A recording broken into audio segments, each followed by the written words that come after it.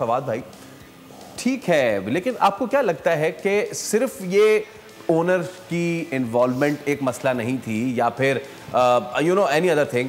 क्या रिजवान वो burden champions trophy का वो कैरी करते हुए आए हैं इस टूर्नामेंट में, और वो कहीं उन्होंने अपने जहन को उससे वो भटका नहीं सके, हटा नहीं सके, वो तमाम तर चीज़ें अफेक्ट डाला होगा उसने? देखिए, मेरे ख्याल से उन्होंने सीखने में तो पीएचडी कर लिया। मैं उर्दू ज़ुबान में ही बात करूँगा। हाँ, बेहतर है। तो वो तो पीएचडी हो गया है, क्योंकि वो कहते हैं कि जी मैं इस फ़िलासफ़ी को ना ज़्यादा हद तक मानने को तैयार नहीं हूँ, आप सीखते हैं या जीतते हैं।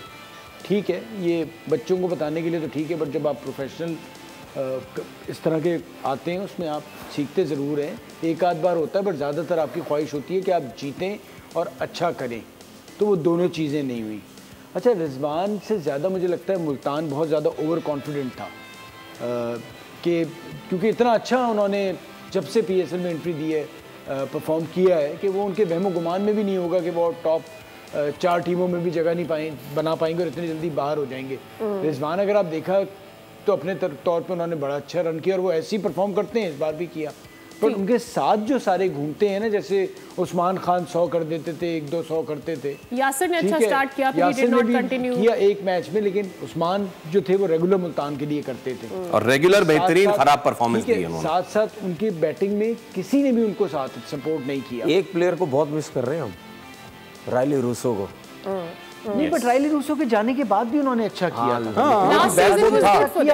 और मेरे ख्याल से रायली जिस शेप में अभी क्वेटा ग्लैडिएटर्स के साथ भी हैं, मेरे ख्याल से नहीं। आप एक और सुने ना, अब देखिए कामरान गुलाम आपकी डोमेस्टिक क्रिकेट का बहुत बड़ा नाम है, वो परफॉर्म नहीं कर रहे। आपका इफ्तिखार अहमद साहब परफॉर्म नहीं कर रहे, उस्मान खान परफॉर्म नहीं कर रहे, तो 3 बैट्समैन ये गिना दिए। ओसामा मीर पे इतनी बातें उन्होंने भी नहीं परफॉर्म करके दिया।